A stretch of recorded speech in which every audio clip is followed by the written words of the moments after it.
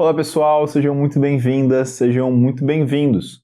Sou o professor Vitor Valente e esse aqui é um quadro novo do podcast da Litera, o Professor Isso Cai, em que a gente vai aqui mostrar para vocês alguns conteúdos de incidência alta nas provas de vestibular e, naturalmente, como eles caem nas provas nas bancas mais diversas. E a gente começa esse quadro aqui com a professora Carol, professora de História, formada pela Unesp, professora aqui da casa, aqui da Litera. Tudo bem, Carol? Tudo bem, Vitor, e você? Tudo certinho também. Fim de dia, estamos aí um pouquinho cansados já, mas vamos que vamos. Vamos que vamos. É isso. E vamos começar aqui o Professor Isso Cai, batendo um papo com a Carol sobre o tema escravidão e abolição. Professora, isso cai? Cai muito. Na verdade, tudo cai, né? Sim, É sempre sim. uma polêmica. Isso cai, o que não cai, porque tudo é possível, né? Tudo pode cair. Tá no conteúdo, tá no edital, pode Exato. cair.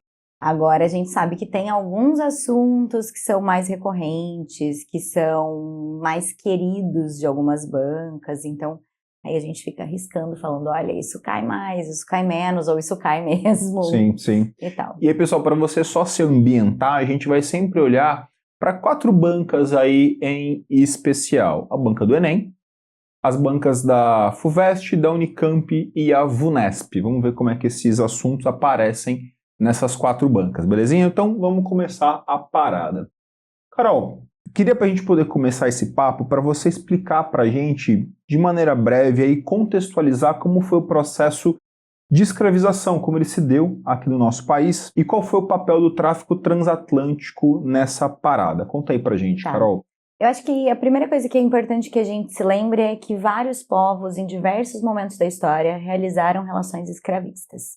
Então, você tem escravismo na antiguidade, que é associado a questões de dívida ou prisioneiros de guerra. Isso é uma forma que vai se estender ali nos arredores do Mediterrâneo, passando por todos os povos que a gente estuda da antiguidade, Grécia, Roma inclusive, e é comum ainda, dentro do próprio continente africano, ainda pensando já no contato com europeus, aqui desse século XV, né? Ou seja, a escravidão não vai nascer nesse contexto do qual a gente vai falar hoje. Já ocorria dessa forma, não por questão étnica, mas causada ali por situações de dívida e guerra.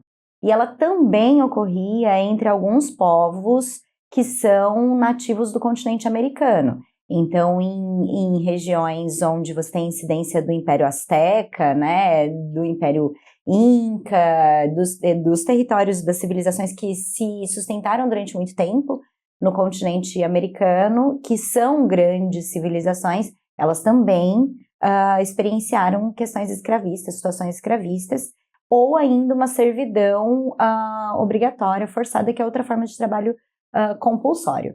Agora, tratando desse escravismo da Idade Moderna, que aí coincide com esse contexto da expansão marítima e da colonização, é um escravismo novo, porque ele vai ser praticado pelas nações europeias, metrópoles, já com um viés étnico. Então, é diferente. E aí você vai ter tanto escravização de povos indígenas, no caso do Brasil, né?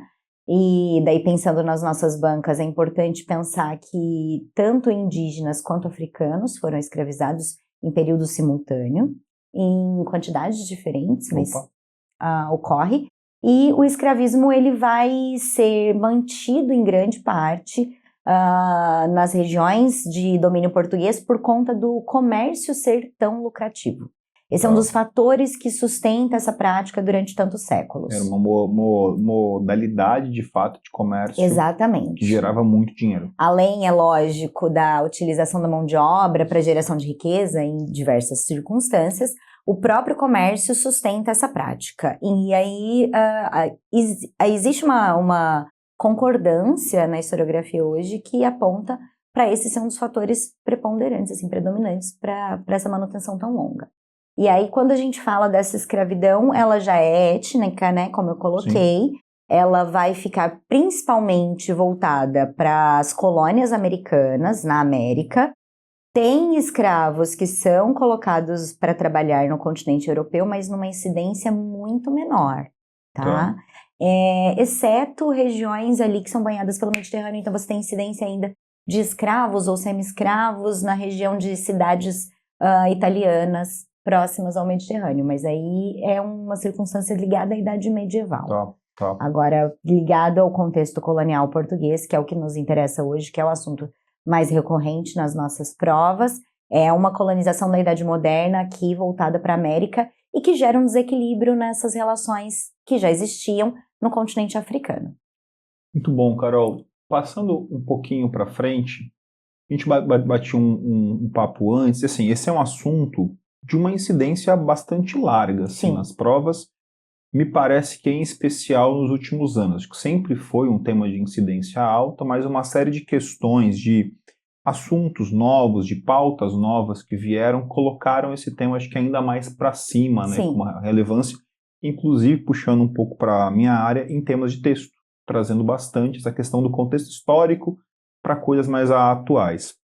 E você apontou para mim, Carol, que há uma tendência de questões que vão cruzar a história com a sociologia dentro dessa temática. Como, Carol?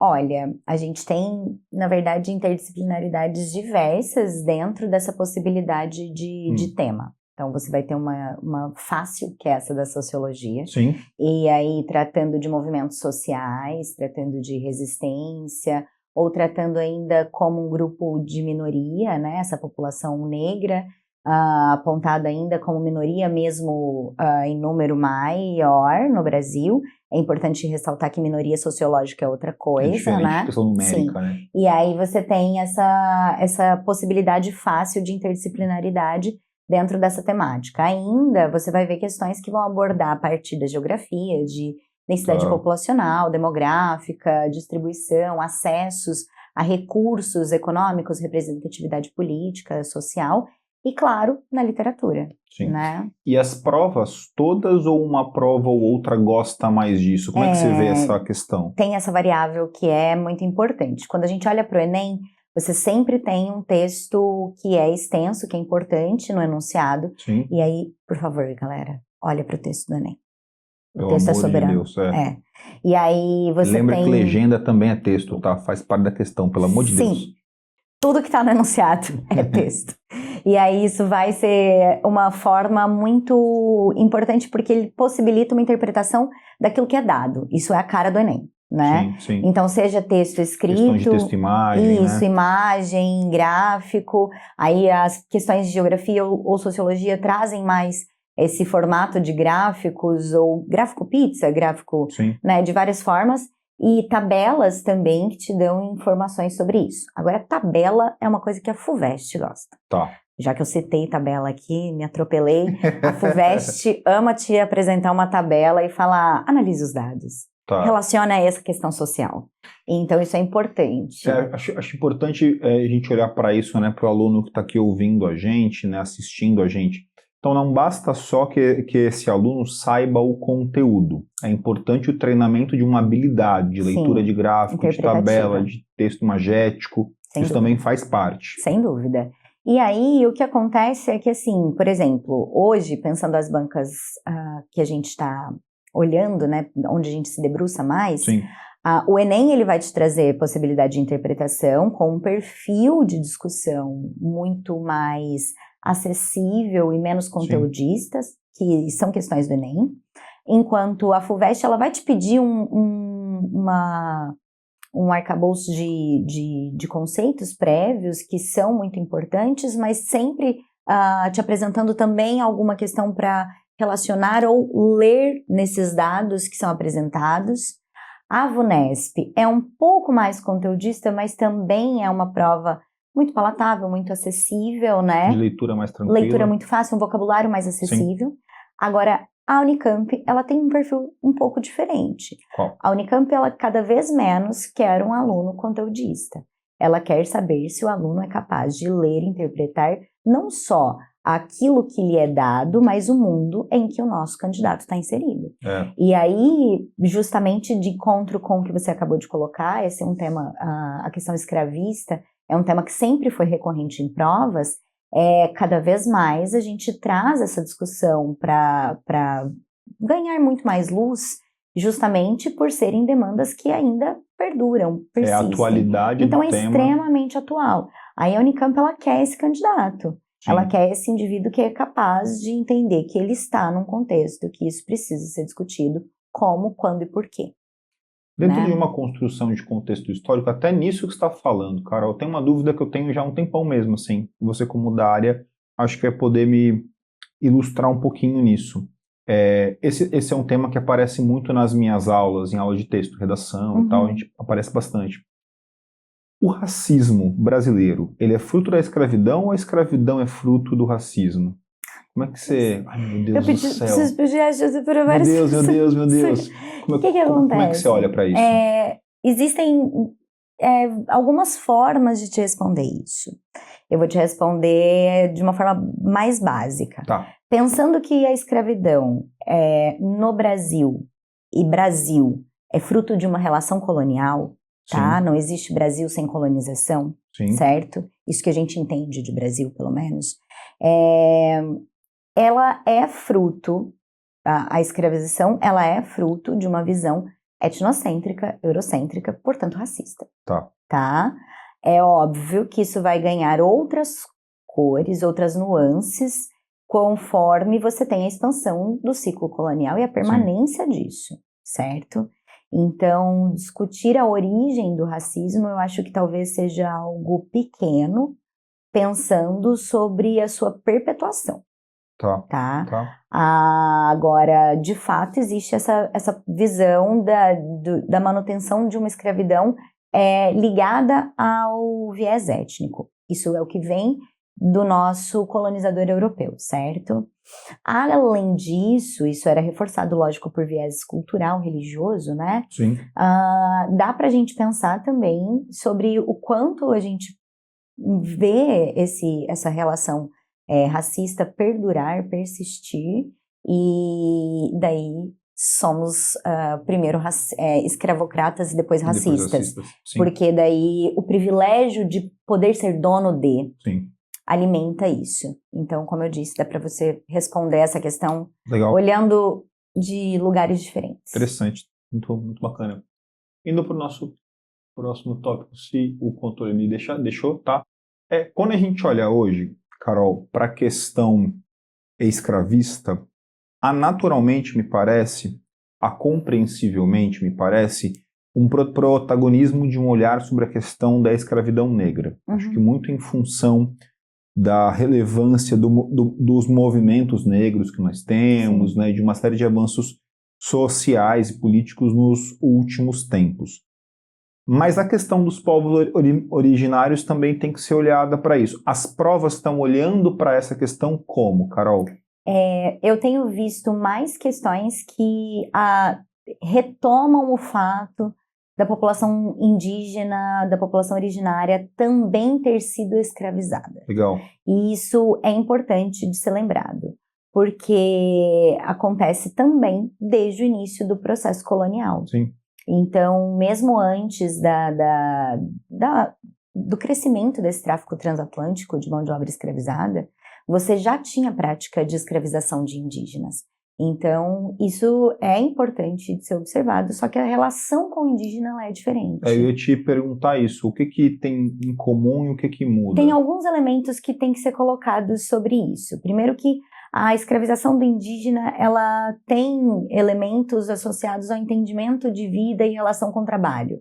Então, a ideia do trabalho com acumulação de riqueza, ela não passava pelos povos originários. Sim. É um entendimento muito distinto, eles não têm essa noção capitalista que vem dessa cena europeia.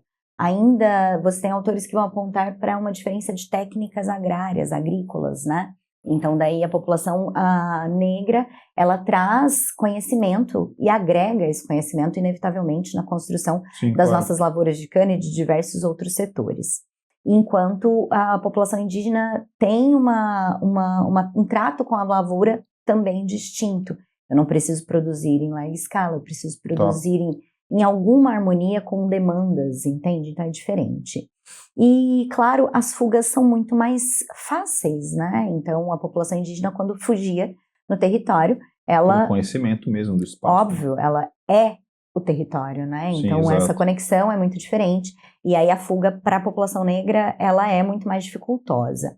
Ainda você tem um problema muito, muito grave que acabou dizimando diversas comunidades indígenas, que é a ausência de anticorpos para doenças trazidas pelos europeus. Então, você tem, claro, conflitos, a própria relação escravista com esse indígena que dizima muitos grupos, mas essa questão da doença, ela, como a varíola, por exemplo, ela acaba gerando um desaparecimento de várias comunidades na faixa litorânea, que é onde começa nosso processo colonizador. Agora, quando você pensa em mão de obra indígena, ela é simultânea à mão de obra africana. O trabalhador indígena escravizado, ele era mais barato, e enquanto esse trabalhador africano, ele custava muito mais caro, então ele é um item de luxo mesmo, associando aquela ideia de status, tá? Nossa, que loucura, É muito caro, estima-se que durante o período canavieiro, um trabalhador, ele só vai se pagar, né, pagar o investimento que foi feito, em torno de 13 meses de trabalho. No período da mineração, isso vai gerar em torno de 30 meses. Então, é um item muito caro mesmo. E um item de destaque social. Social, Tipo, dá loucura pensar que um ser humano era o iPhone da época, né? Assim, era um objeto, por assim dizer, de distinção social, de fato. Exatamente. Que coisa maluca. Enquanto o indígena, ele é uma mão de obra mais barata. E aí você vai ter alguns empecilhos apontados pela própria Igreja Católica para a manutenção do escravismo indígena, a catequese acaba se sobrepondo, né? Não que os povos africanos não fossem catequizados, ao contrário, eram, mas ela acontece ao mesmo tempo, tá? Essa escravização indígena. E aí vai ocorrendo, eventualmente, esse esvaziamento da faixa litorânea, demográfico de povos indígenas. Então, isso também favorece a manutenção da escravidão africana. Muito interessante mesmo. Uma outra coisa que eu acho interessante também, acho relevante a gente pontuar, é que assim, a escravidão começa, ela acaba, mas não é só isso, né? Poxa, não. Tem bastante coisa aí no meio. E há bastante resistência aí no meio, há muitos conflitos no sentido de um protagonismo mesmo das vítimas desse processo buscando sua emancipação. A questão quilombola, por exemplo. Isso cai, Carol? Cai e cai muito. Porque esses movimentos... Sim, esses movimentos contemporâneos fortalecem o olhar para essa situação de resistência e protagonismo negro. Em que sentido? Me fala. A gente, durante muitos anos, na escola, no colégio, a gente reproduziu a história do colonizador, né? Então, daí, por exemplo, até, 10 anos atrás, menos até 8, 7 anos, você encontrava a grande maioria dos livros didáticos apontando, por exemplo, para a abolição ser um feito ligado à figura da princesa Isabel. Exatamente. Então, conforme a gente tem um gesto de bondade repentino, né? Conforme a gente tem aí um processo de avanço dos movimentos sociais na contemporaneidade, uma produção historiográfica negra, ou que olha de outro lugar para essa situação, você dá visibilidade para essas outras formas de entender a história e outras vozes. Isso vai nos trazer tanto uma noção de resistência negra, enquanto inserida nesse espaço de escravizados. Isso vai nos mostrar uma ligação muito importante com o próprio continente africano, em situação também de resistência contra processos coloniais, e, claro, a população indígena, que também protagonizou resistências e também contribuiu, obviamente, de diversas formas na formação do que a gente chama de Brasil. E dá para apontar, Carol, assim, que nomes ou que movimentos de resistência o aluno pode ir atrás para poder... É uma resistência que ela é cotidiana, ela é diversa, porque quando eu estou dando aula, eu brinco com os meninos e falo, gente, ninguém fica, vem me escraviza. Óbvio. É óbvio. Ninguém está satisfeito nessa situação. Então, o indivíduo escravizado, ele é um resistente. Então ele vai resistir ali trabalhando menos. Ele vai resistir, por exemplo, queimando lavouras, assassinando senhores, cometendo suicídios, ameaças de suicídios coletivos, abortos, tanto de gravidezes que eram fruto de abusos sexuais, que eram muito comuns, mas também gravidezes indesejadas, certo? E, claro, existe uma resistência na manutenção cultural, na manutenção do seu nome de origem, a sua prática religiosa, que vai sendo disfarçada e vai sofrendo um sincretismo com elementos que estão aqui na colônia, que são elementos provenientes de um cristianismo católico, ou elementos que são provenientes de uma comunidade indígena, e que acabam se fundindo com religiões de matriz ou de origem africana naquela ocasião. Sim. Isso é resistência. Claro. E claro que isso pode aparecer na prova do meu aluno de muitas formas. Pode aparecer na prova do meu aluno discutindo questões estéticas.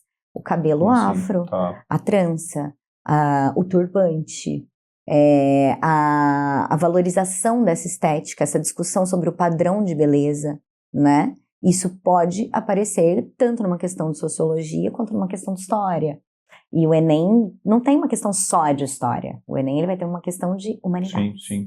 Então daí pode vir muita coisa. Pode aparecer, por exemplo, numa discussão literária, entende?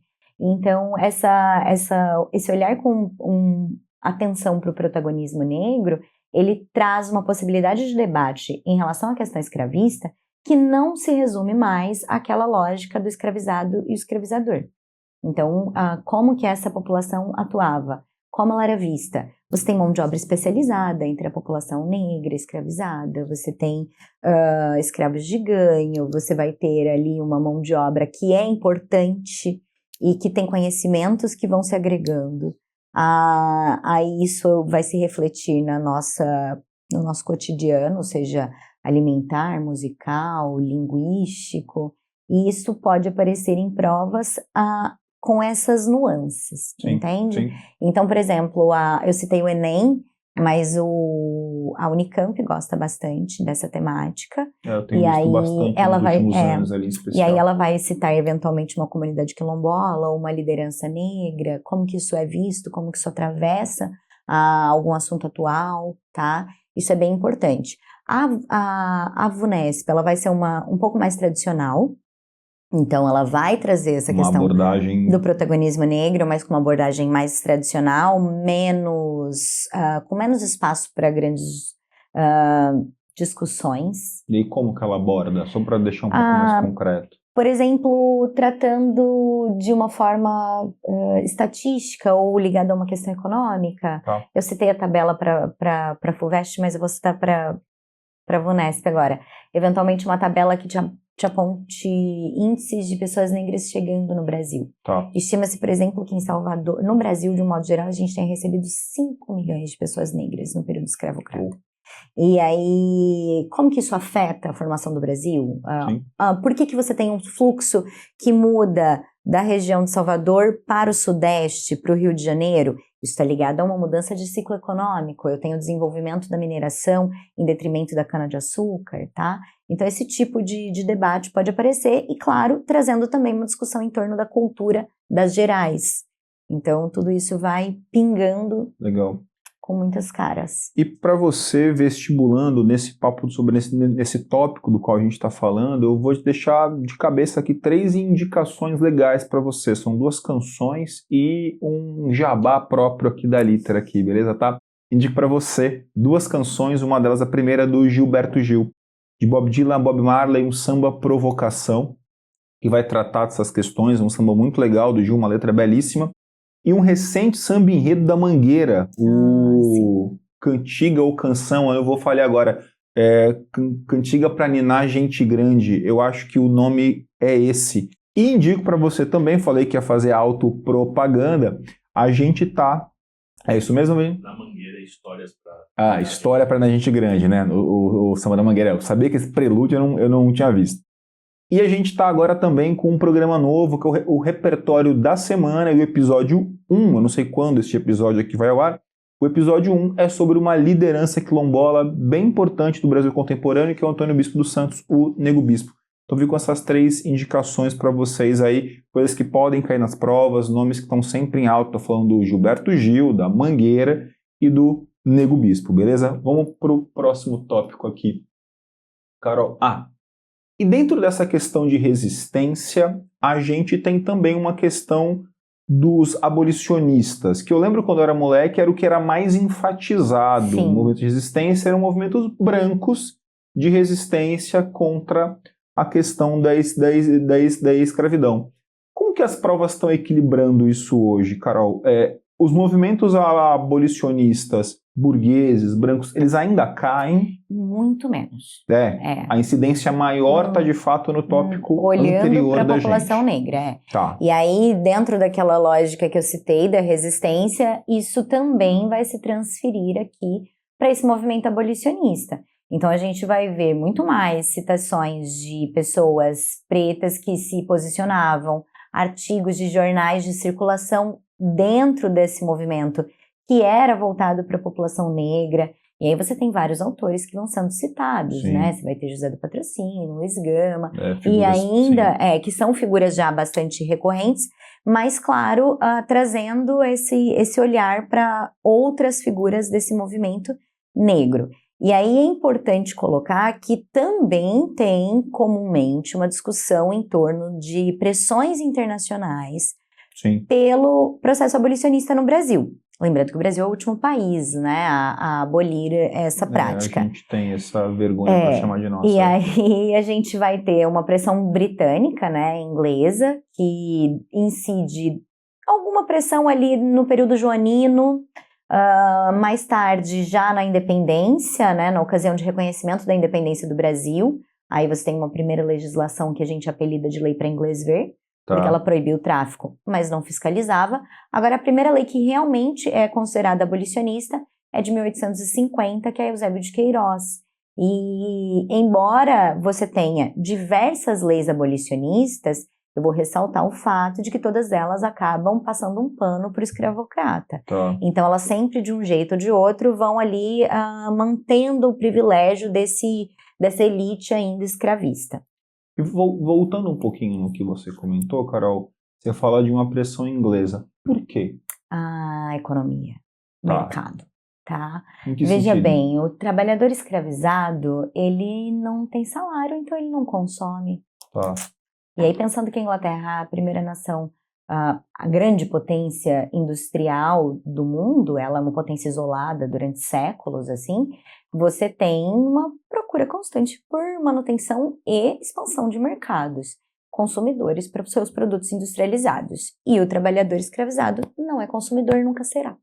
Então dá pra gente falar pra molecada que vai prestar as provas que não é uma questão de ordem moral que vai guiar. Então, existe até um elemento aí ligado a um pensamento liberal iluminista. Tá. Isso todos nascemos... tá ali também. Isso, todos nascemos livres e iguais, mas é bem da verdade que o todos é todos quem, né? Tá. Isso vale lembrar, por exemplo, que inspirado no pensamento liberal iluminista, a independência das 13 colônias que vão dar origem aos Estados Unidos, ela, no seu texto de declaração de independência, declara que todos são nascidos livres e iguais, com direitos inalienáveis, a vida, a propriedade privada, busca pela felicidade e tal, mas não abole a escravidão. Opa.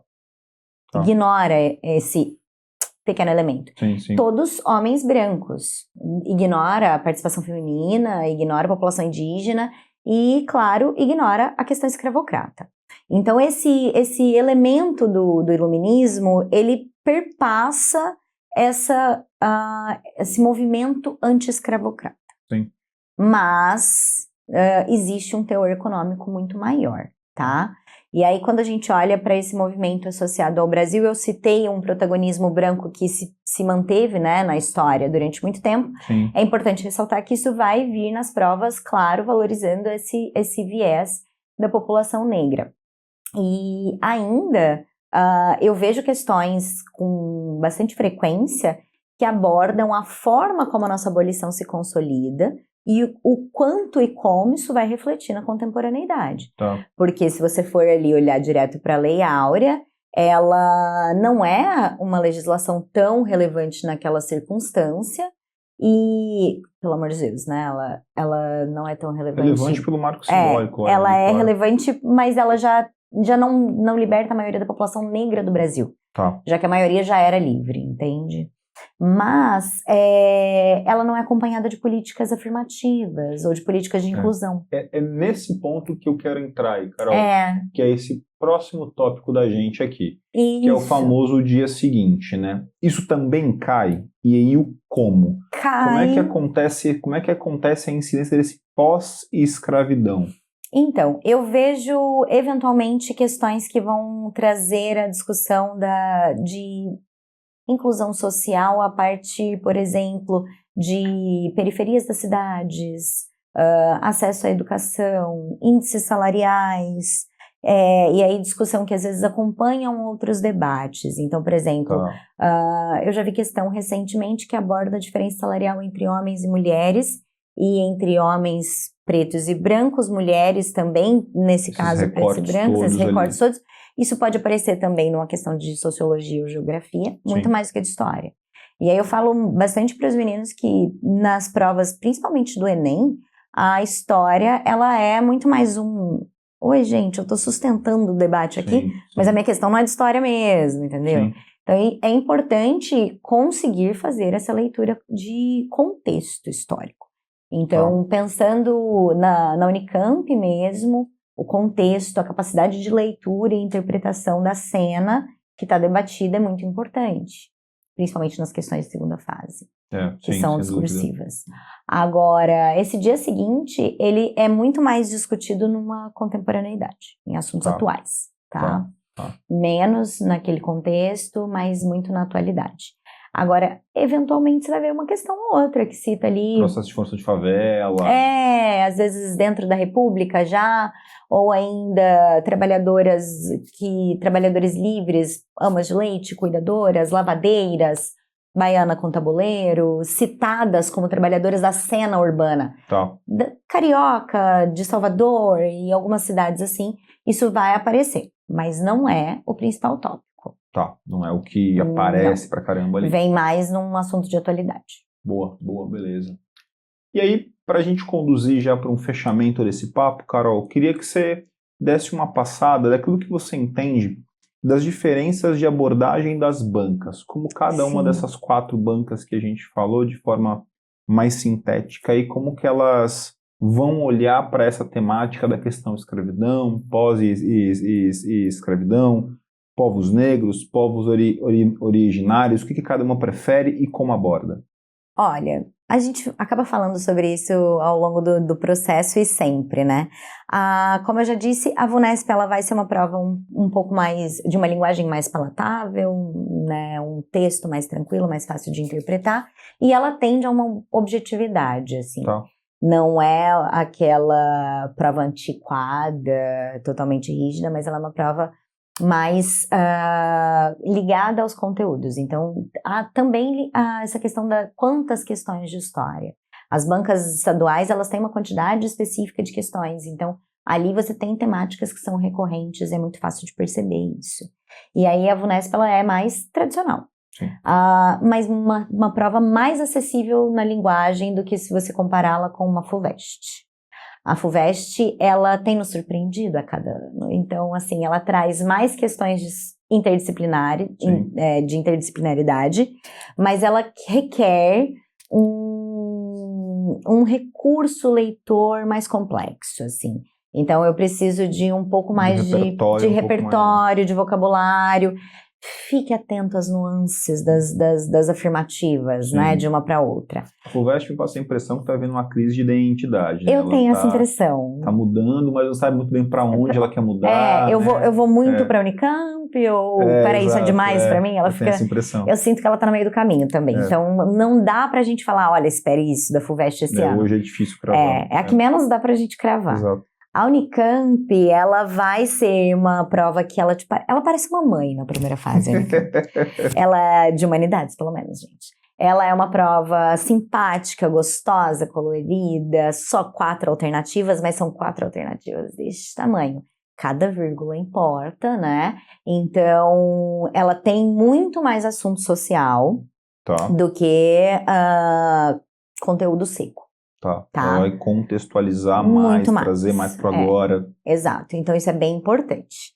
E já o Enem é aquela coisa de um assunto que é importante na atualidade, mas eu vou te puxar isso pelo viés histórico. E eu te dou um texto para brincar aqui. E aí você vai responder de acordo com o texto. Você não foge do texto, tá? Porque mesmo que às vezes uma afirmativa seja verdadeira, isso é bem importante, talvez não está dentro da discussão proposta pela questão. Então, pelo amor de Deus, fiquem atentos a isso. Putz, grila. No texto.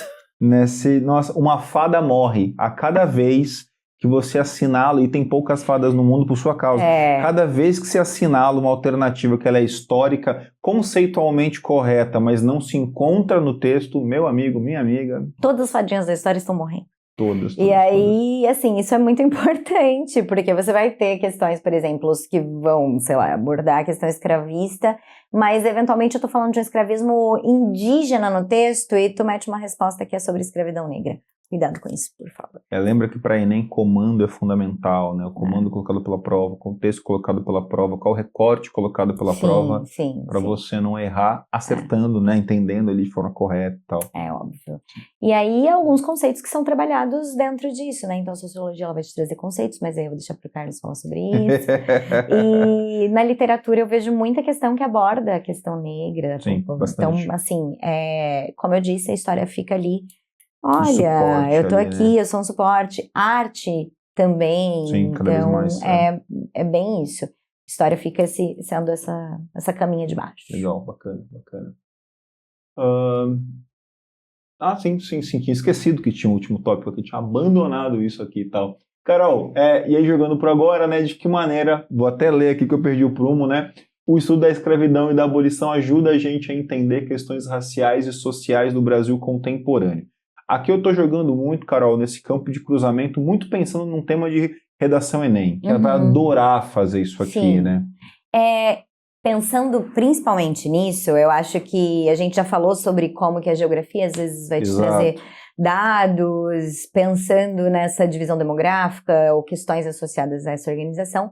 Agora, eu acho que vale colocar também o fato da gente ser um país que vê o número de povos negros autodeclarados crescendo. Então, nos últimos censos, a gente vê uma crescente nessa população negra, que não é que a população negra cresceu, é que você se vê como e se identifica, né? É claro que isso também passa por outras questões, como a mídia aborda, ou políticas afirmativas diversas, e apesar disso, a gente ainda tem situações de trabalho análogo à escravidão. A gente ainda tem denúncias diversas e muitos casos não denunciados que vieram à tona na imprensa recentemente. Eu acho que é importante ficar ligado com isso. E óbvio que daí você tem não só uma capacidade analítica, crítica, que tem que se desenvolver, né, ao longo do processo de formação do nosso estudante. A gente pensa aí que num ano de cursinho isso é exercitado.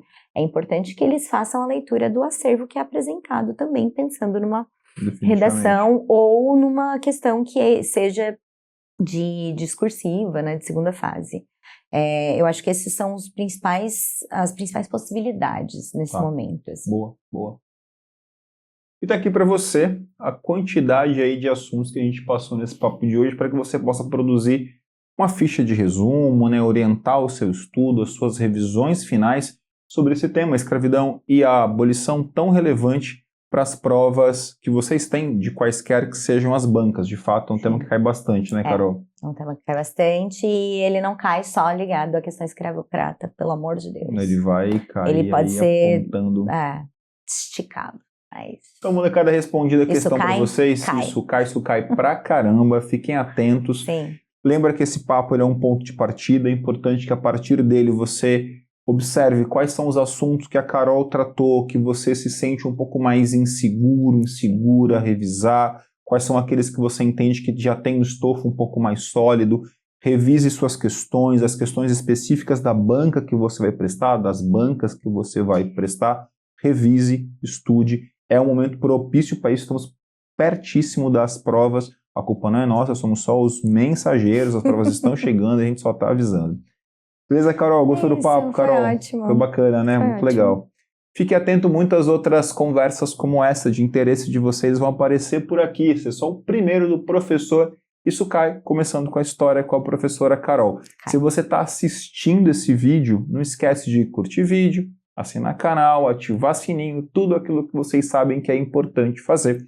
Se você está ouvindo a gente no seu distribuidor de podcast, curte, para esse papo poder chegar em mais gente também. Eu ia esquecer, mas não esqueci. Olhei para a cara do Dudu Neto ali atrás e lembrei, Carol, presentinho para você. Todos os convidados recebem. Você não é porque é da casa que não vai ganhar. Canequinha e a nossa ecobag da Litera Cultural. Maravilha. Galera, Obrigada. Um beijo para vocês. Até a próxima. E, juízo e bons estudos. Tchau, tchau. Tchau, tchau.